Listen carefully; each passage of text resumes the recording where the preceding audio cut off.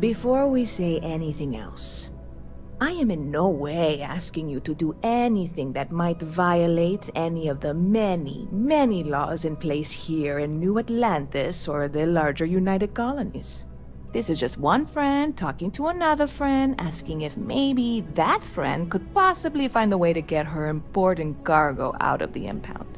And if, hypothetically, that were done in a less than 100% legal way, well, that might not be the worst thing in the world. You, with me on this? What's up, everybody, and welcome back to Inconsequential Gaming. This is a Shield Splitter review.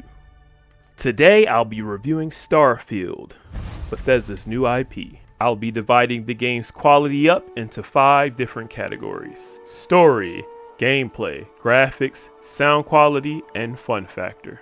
Let's get started.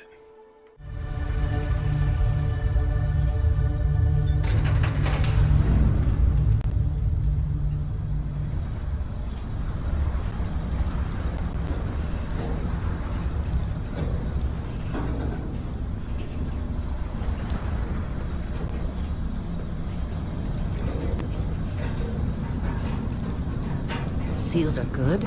Oxygen's good. Just do what you did last time, and you're fine. Follow my one simple rule. Hella, what's my one simple rule? Listen to Lynn. Boss lady knows best. Exactly. Starfield is an interesting game in the fact that you'll receive portions of its storyline in many different ways, and to varying different levels of complexity. For instance, you'll get information from the many NPCs in the game, depending on who it is that you talk to, or you might come across a digital voice recording, a set of notes left on a desk, private emails, and even personnel files. A lot of famous people visit Aquila. You got some business with me? You never know who you'll meet.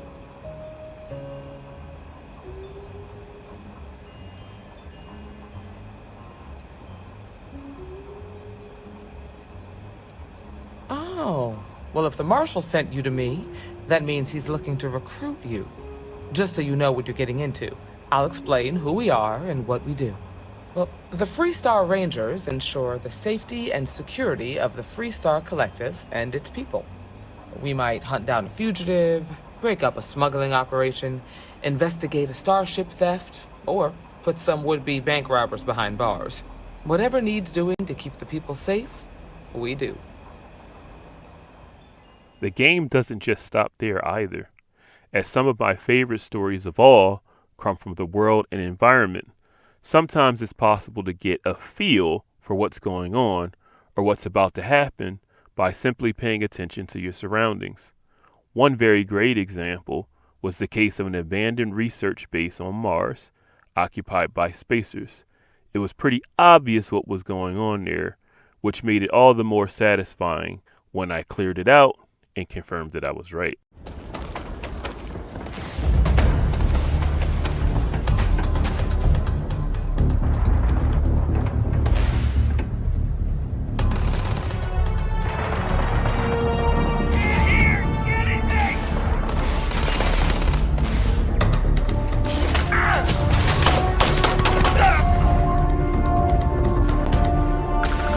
Some characters you'll meet in game are a bit more forthcoming than others, but it's pretty easy to see how well many of their unique personalities shine through.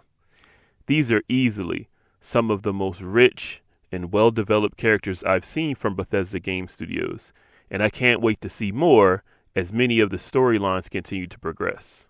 It's important to note, though, that there are, on very rare occasions, some NPCs that personalities fall flat, and you can oftentimes tell that they're likely placeholders.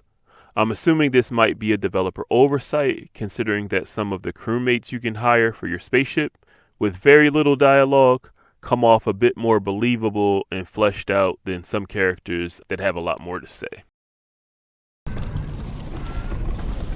Saw you touch down. Figured you might be hankering to buy something. Was that right? Sure does. His full name is Groneveld Hubble von Houten III, but I call him Grumble for short. He's a grumpy old lizard, so the name fits, but he's also family.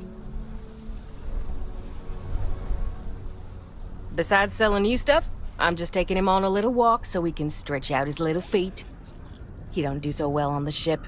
He may have 6 eyes, but he's blonder than a bat in a rock concert. Less is more, I guess. Anyway, as soon as he gets on board, he just starts running into things, bumping crates, banging knees, pushing buttons. He uses his tongue to navigate more than anything, so if he licks your boot, he don't mean nothing by it. That's just his way of getting from A to B. Overall, the characters in this game world are just normal, everyday people trying to find their way in the universe, because the single world is much too small in scope for some, but more than enough for others. Not too bad yourself. Well, I doubt you came to hear me wax poetic. What do you need?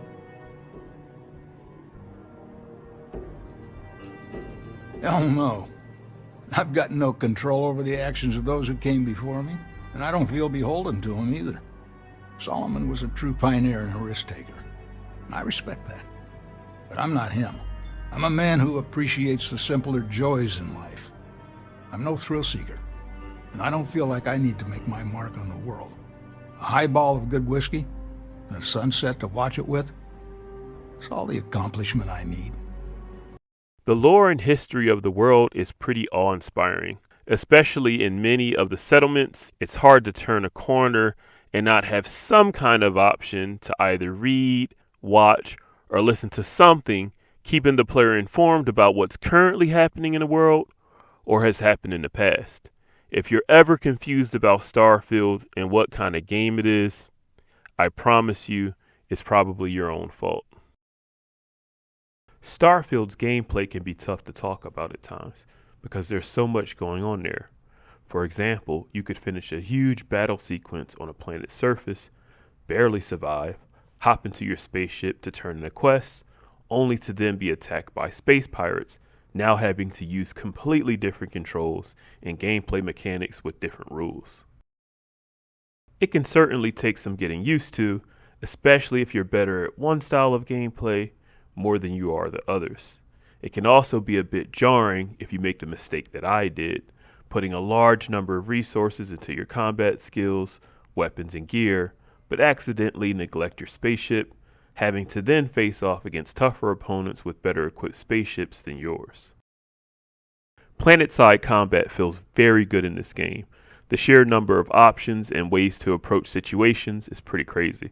The same can be said for boarding enemy vessels. Everything is here. Ducking, dodging, parkour, stealth, tossing grenades, rocket boosting. If you have the resources, you can probably pull it off. There's first person, third person, sniper scope, over-the-shoulder views for gunplay. Starfield just feels like one of those games where a player can probably fend off enemies 10 levels higher than themselves under the right circumstances. Some missions can feel outright impossible, almost like you're up against unreasonable odds. Then suddenly, one clever idea will lead to a more than manageable quest.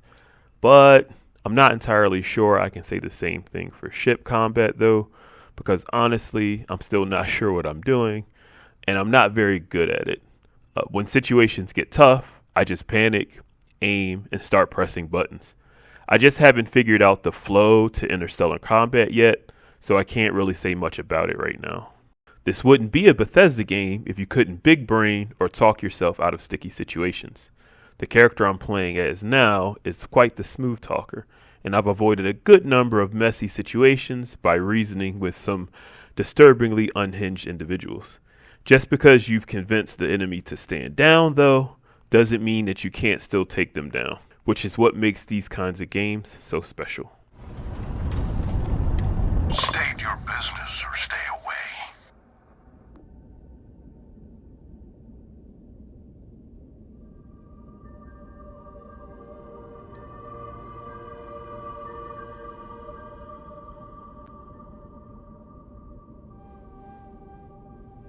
He's indisposed.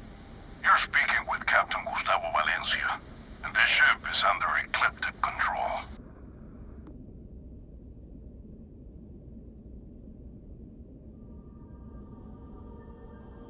Interesting. We'll talk. Here on board, where I have my crew to back me up. Be aware that if you try anything and we will not hesitate to fire on you. You may come aboard. That's close enough. Better think twice before starting trouble. What exactly do you want here?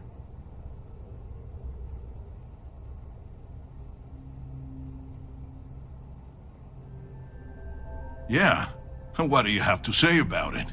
We're getting paid to deliver it back to the trifle owner, and I don't think that's you. I swear, it's like I said, that's Jade's ship. I was there when she bought it. Hey, shut up and let the adults talk.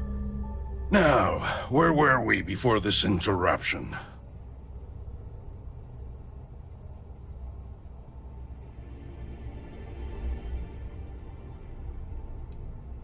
That's possible. But even if what you say is true, it's not my problem. We've got to reclaim it for its owner. Sucks for your friend, but we got our orders.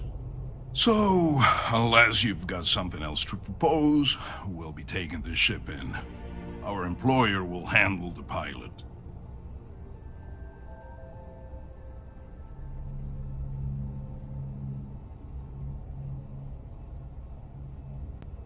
I'm not convinced this is a good idea.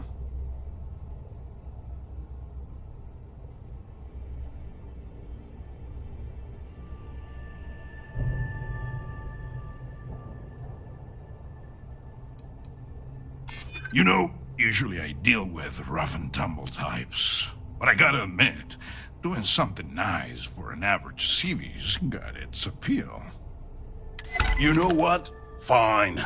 I'll tell our guy the ship's gone. We get paid either way. This ain't worth the trouble. Just be extra careful out there. If my client ever finds out the truth, we may meet again. And I won't be so cordial. Though I hate the fact that we had to strike a deal with Ecliptic, at the end of the day, you did it to help Jane. Job well done. You can untie your pilot and let him take the damn ship. I'm done with this headache. Exploration in Starfield is some of the best it's ever been in a Bethesda game.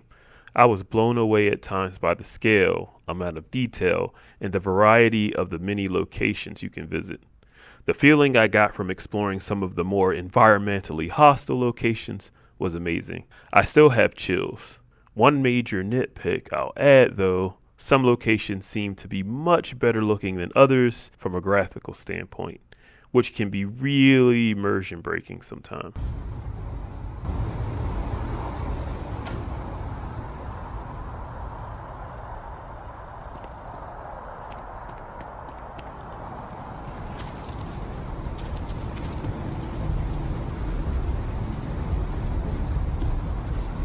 Starfield's graphics are obviously good, but they're all over the place when it comes to quality. For example, some of the abandoned locations where there's a ton of combat often look amazing. The amount of care and detail put into the places by the devs is very noticeable. The enemies look great, the weapons they drop look great and are fun to use, their spacesuits are top tier in design. But then you'll land on your first major settlement and start scratching your head, wondering if your graphics card tanked on you or if the game adjusted the graphical settings without your permission. Now obviously, if you're a Bethesda fan who's modded previous games, you know exactly what's going on here. Interiors will look astounding, but the open world, well, not so much. It's certainly not the worst thing in the world, but this might be unacceptable for players who've never touched a Bethesda game before. If you're not wearing headphones, if you're not playing this game on a good quality sound system, you're seriously missing out on half the experience that's Starfield. The sound quality alone more than makes up for many of Starfield's shortcomings. The voice acting is great, the soundtrack is phenomenal, the sound effects, my goodness, the sound effects. The bombastic ringing of turrets being shot out into deep space is a transcendent experience. This is one place in the game where Bethesda did everything right. It's perfect.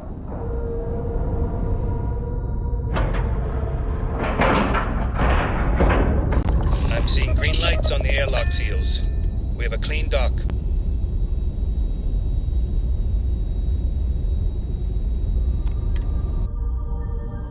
It might not be Jefferson, but this ship is starting to feel like home.